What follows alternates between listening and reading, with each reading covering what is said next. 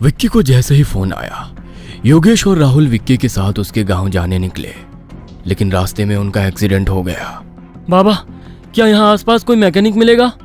उस व्यक्ति ने लालटेन की रोशनी में उन तीनों को एक नजर देखा और बोला, बेटा, इतनी रात को इस घने जंगल में मैकेनिक कहाँ से मिलेगा? लेकिन इस गरीब का घर यहीं पास में है। अगर आप चाहें तो रात भर आराम कर सकते हैं। सुबह होते ही कुछ ना कुछ मदद जरूर मिलेगी। अनजान रास्तों पर उसके पीछे पीछे बढ़ते हुए वे उस बूढ़े व्यक्ति के साथ चल पड़े। बूढ़े व्यक्ति ने उन्हें बैठने का इशारा किया और तीनों के लिए पानी लेकर आया। राहुल ने पानी का गिलास अपने हाथों में लिया और जैसे ही एक घूंट भरा, उसके चेहरे पर अजीब सी घृणा छा गई। ये कैसा पानी है? बूढ़ा व्यक्ति एक भयानक मुस्कान के साथ बोला, इस हवेली में पानी से नहीं, खून से प्यास बुझाई जाती है। ये कहते हुए वो जोर जोर से हंसने लगा। राहुल डर के मारे गिलास जमीन पर पटक दिया। विक्की और योगेश ये सब देखकर हैरान रह गए। राहुल, क्या हुआ? विक्की ने राहुल को कंधे से पकड़कर हिलाते हुए पूछा। राहुल घबराहट में बोला, मैं तुम्हारे पैर पड़ता हूँ, इधर से अभी के अभी चलो। ये पानी नहीं, खून है। इस हवेली में पानी से नहीं, खून से प्यास बुझाते हैं। तुमने सुना नहीं इस आदमी ने क्या कहा? तो दोस्तों, क्या राज छिपा है उस हवेली में, जानने के लिए देखिए कर्ण पिशाचनी पार्ट 3। लेकिन आगे की कहानी देखने से पहले आपके अपने favourite channel once upon a time को सब्सक्राइब करना ना भूलें और ये कहानी आपको कैसी लगी कमेंट करके जरूर बताइए। विक्की अपने गरीबी और बार बार होने वाले अपमान से परेशान था।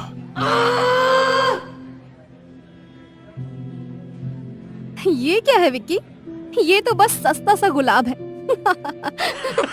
नताशा के दोस्त ठहाके लगाते हैं विक्की को शर्मिंदा करते हुए। अरे वाह, गरीबों का राजा ने अपनी रानी के लिए क्या भेंट ला दी है। विक्की, क्या तुमने सोचा था कि मैं तुम्हारे जैसे गरीब लड़के के सस्ते तोहफे से खुश हो जाऊंगी? मुझे तो ऐसे तोहफे चाहिए जो मेरी सुंदरता के बराबर हो, समझे? नताशा, मैं तुम्हें खुश करना चाहता था। अपमानजनक लहजे में नताशा विक्की से कहती है, खुश करना? तुम मुझे ऐसे खुश करोगे इस सस्ते गुलाब से? तुम तो खुद ही एक बोझ हो। चले जाओ यहाँ से। अरे मुंह क्या देख रहे हो, जाओ। क्या फायदा ऐसी जिंदगी का जिसमें ना पैसा है ना प्यार। आए दिन हर कोई मजाक उड़ाता है। वैसे जिंदगी से तो मौत ही अच्छी है। तभी उसके कंधे पर किसी ने हाथ रखा। विक्की चौंक गया।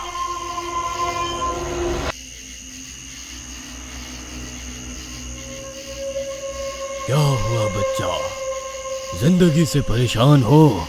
हाँ बाबा, जिंदगी में ना तो पैसा है और ना ही प्यार, हर जगह अपमान। पक गया हूं जिंदगी से। चिंता मत कर, जो तू चाहेगा वही होगा। सिद्धि दूंगा तुझे, ऐसी साधना करूंगा तेरे लिए कि सोने चांदी में खेलेगा तू। आज अमावस्या है, आज की रात ठीक 12 बजे बाजू वाले शमशान में आ जाना। लेकिन आप करने क्या वाले हो? कौन सी सिद्धि? क्या ये सच होती है? विश्वास रख, तेरी जिंदगी बदल दूंगा।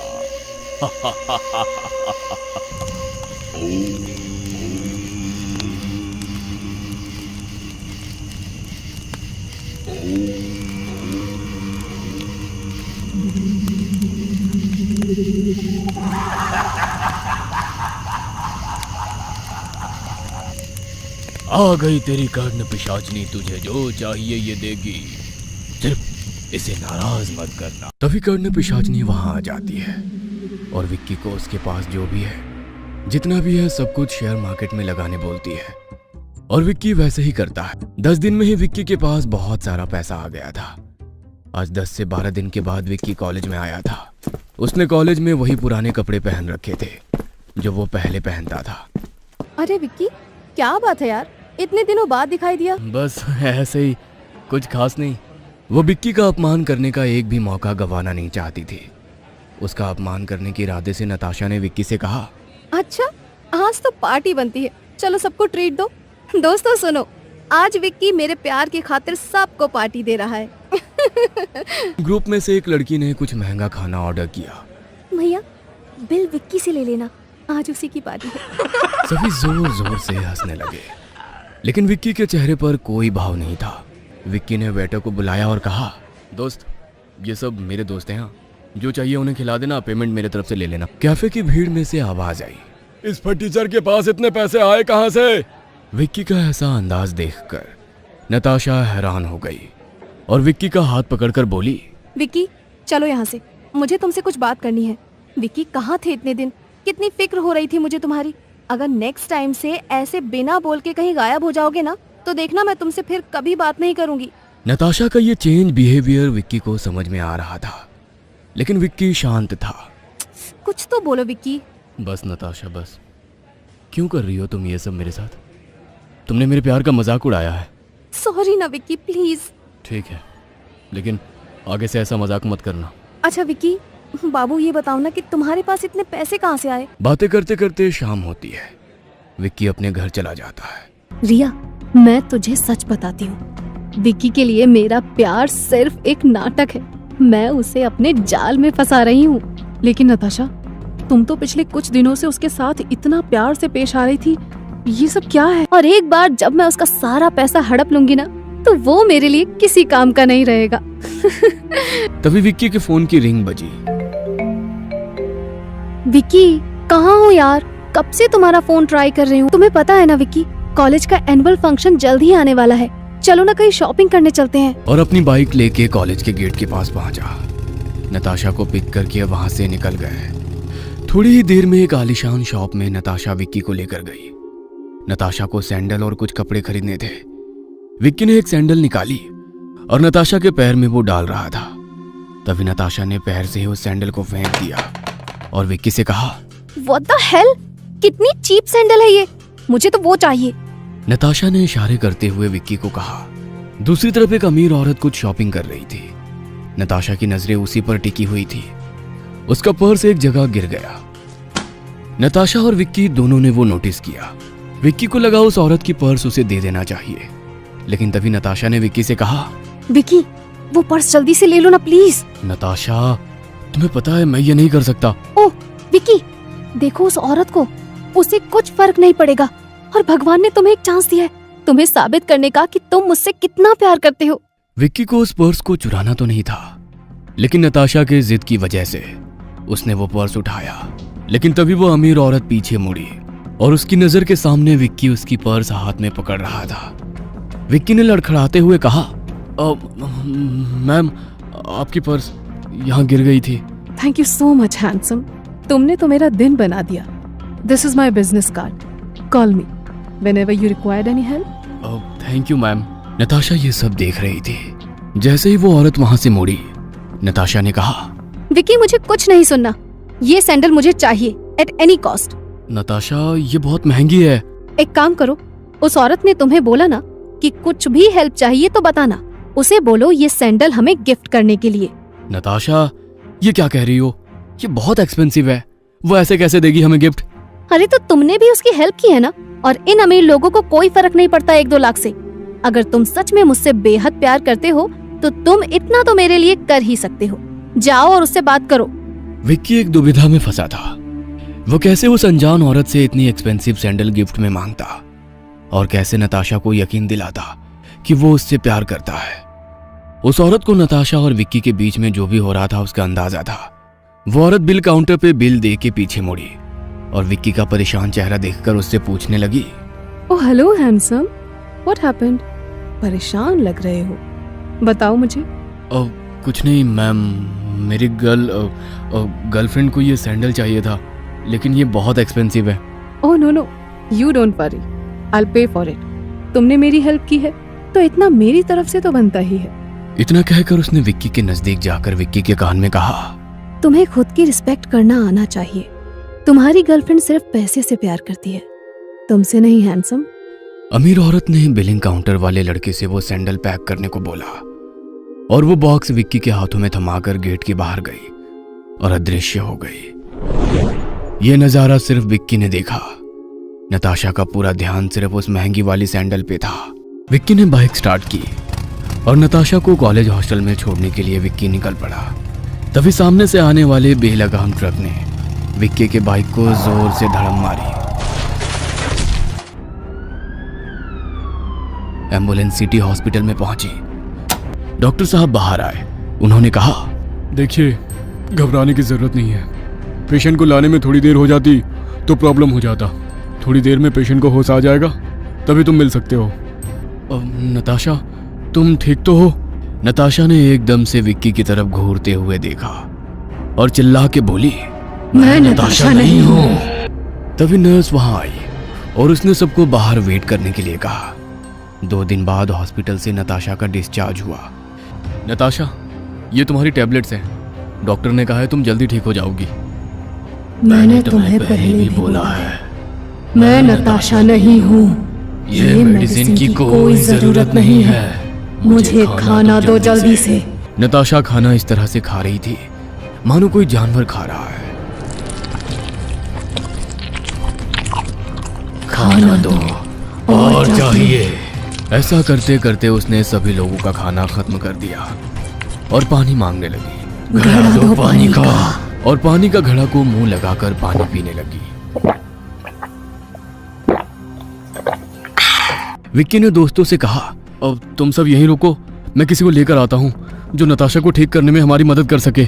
और विक्की उस घने जंगल की ओर चला गया। उसने अघोरी बाबा को पूरी हकीकत बताई।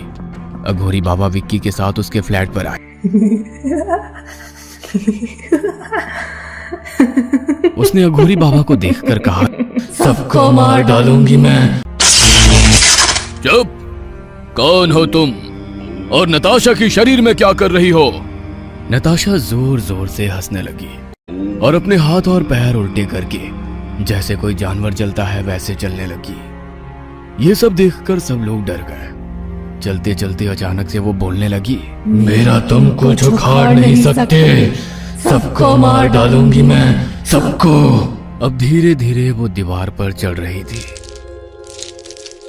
अघोरी बाबा ने अपने हाथ में राख ली और नताशा के ऊपर फूंक दी तो नताशा दीवार से नीचे गिर गई। बोल, कौन है तू और यहां किस लिए आई है?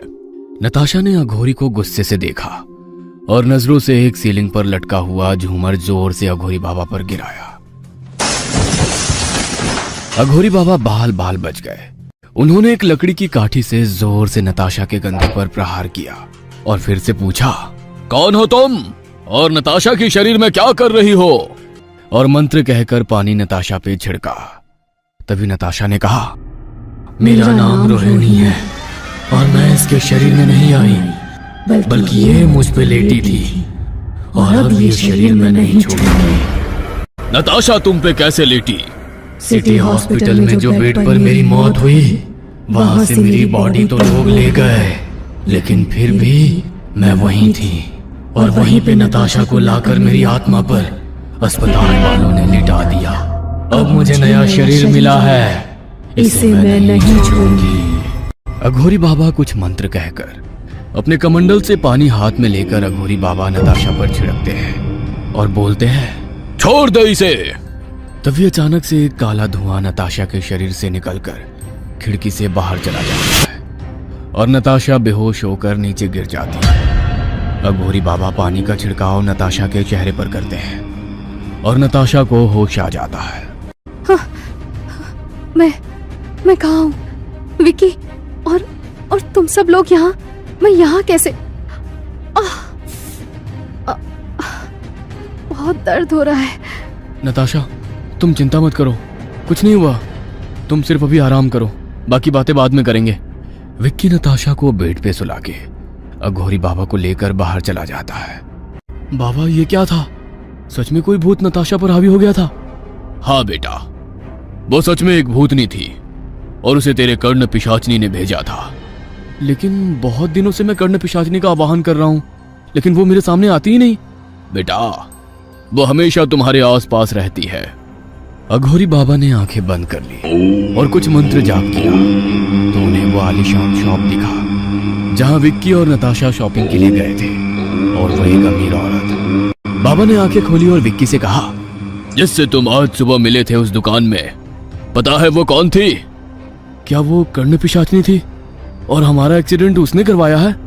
बिल्कुल सही, उस औरत के रूप में कर्ण पिशाचनी थी। वो तुम्हें नहीं, नताशा को मारना चाहती थी, क्योंकि तुम उससे प्यार करते हो।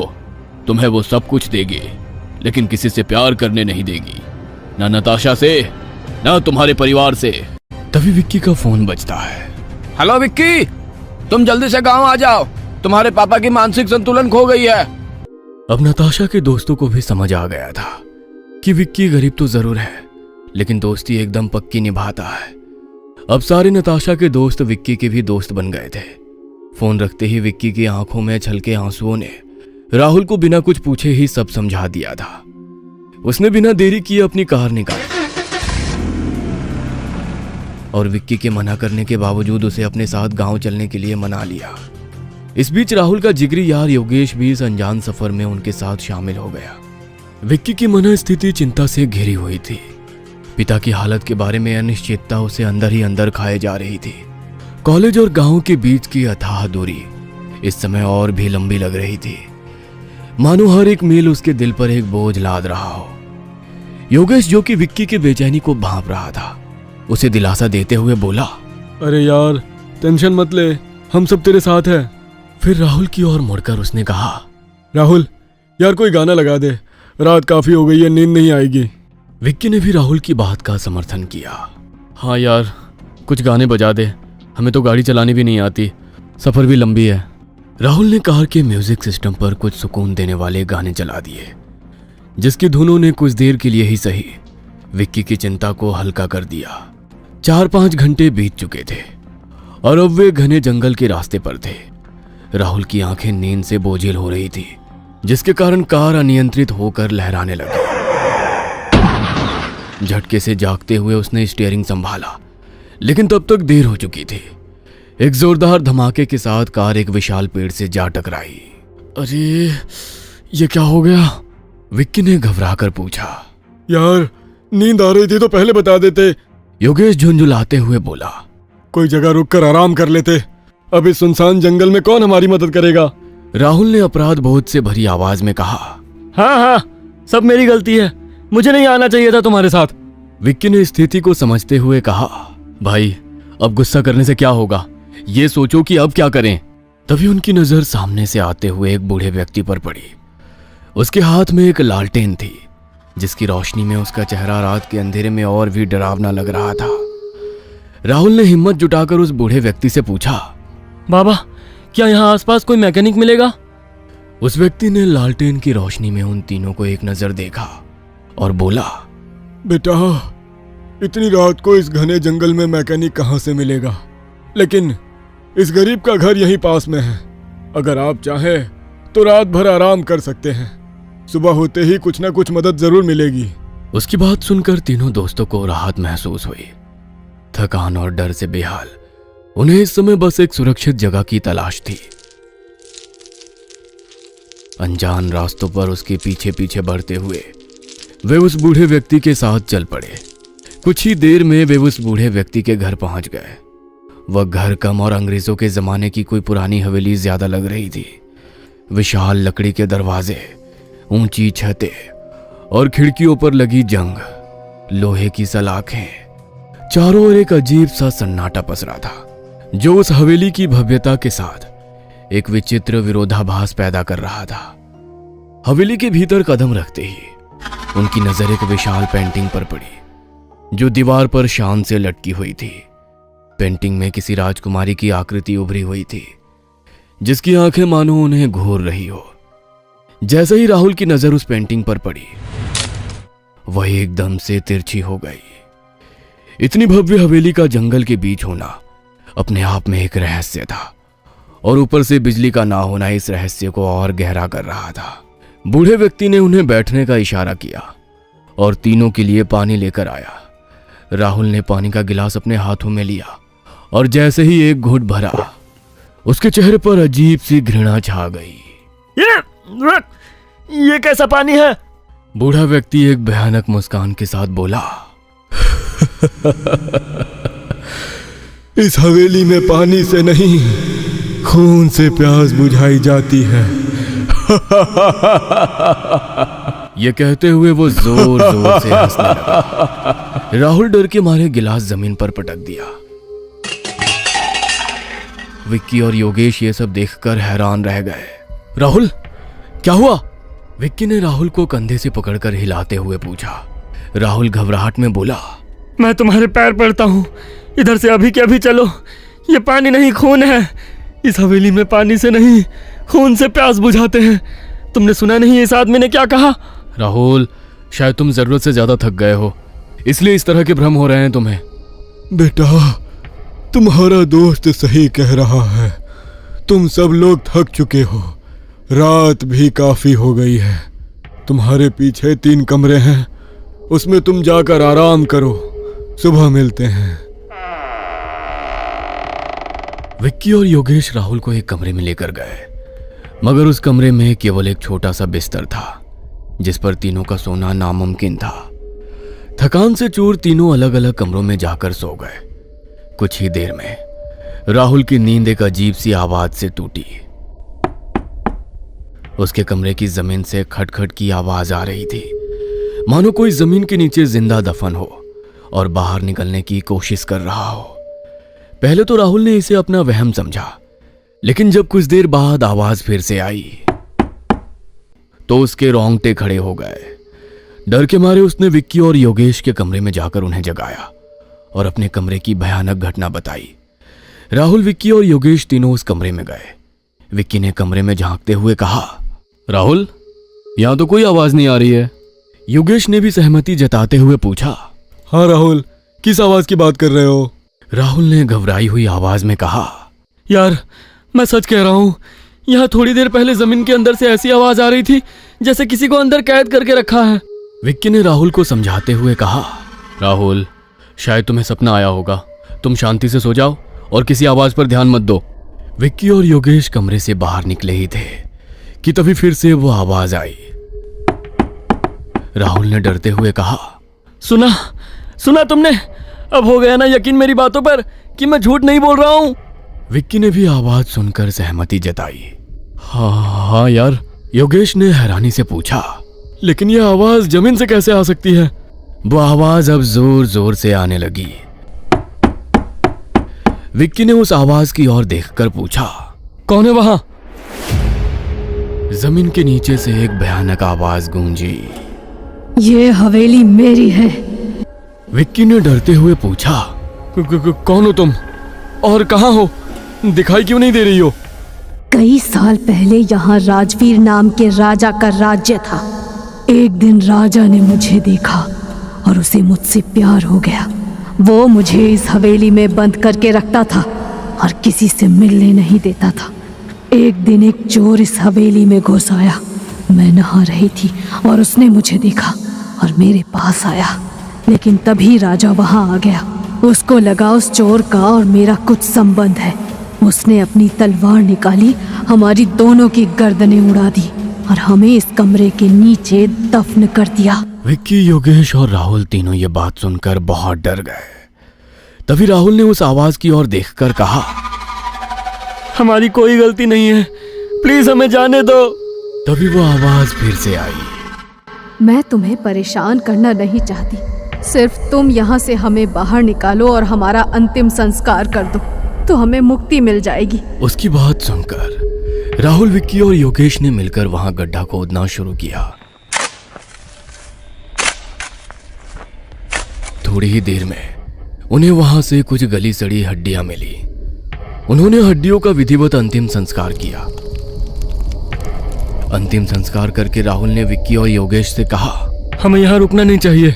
विक्की और योगेश ने भी राहुल की बात से सहमति जताते हुए अपना सामान लिया और गाड़ी की ओर बढ़े। लेकिन ये क्या, गाड़ी एकदम बराबर थी, उस पर एक भी एक्सीडेंट का निशान नहीं था, मानो उस हवेली वाली औरत की आत्मा ने ही ये सब करवाया हो। रुको दोस्तों, वीडियो बंद मत करना, इंटरेस्टिंग स्टोरी तो आगे है, लेकिन आगे की कहानी देखने से पहले आपके अपने favourite channel once upon a time को सब्सक्राइब करना ना भूलें और ये कहानी आपको कैसी लगी कमेंट करके जरूर बताइए।